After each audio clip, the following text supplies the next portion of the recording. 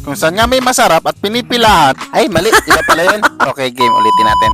Ayun, at kakauwi nga lang natin galing trabaho. At nang dahil nga sa ulan, nag-trip ako sa Lomi. At kahit nga maulan, bumiyahe tayo ng 40 minutes para lang makakain ng Lomi. Ulan ka lang, gutom kami. Kaya naman, walang makakapigil sa amin. Pero syempre, dahil basang kalsada, takbong sabi lang tayo. May kasabihan nga tayo, when the rain is falling, the road is slippery when wet.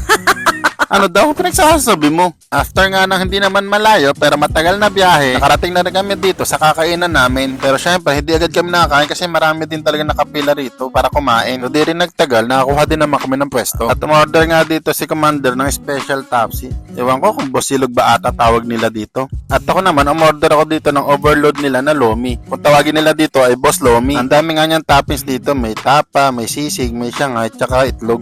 At dumating na ang order namin dito, kaya tara, kain po tayo! Kain tayo. At hindi na nga nagtagal, ay umalis na rin kami. Dami rin kasi nakapila. At pauwi nga namin, dumaan kami rito sa bilihan ng mga parts ng motor. At dito nga pagpasok mo, bubungan na sa'yo dito yung mga tinda nilang mga langis.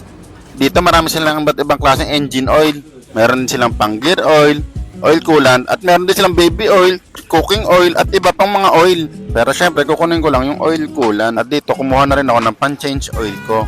Marami rin sila rito iba't ibang klaseng mga accessories na pang motor. At dito nga may nakita kong gloves. Nako, mukhang mabubudol na naman ako. At pag uwi nga namin, sinukat ko na agad yung nabili kong gloves. Baka si mamaya parehas kaliwa yung nabili ko.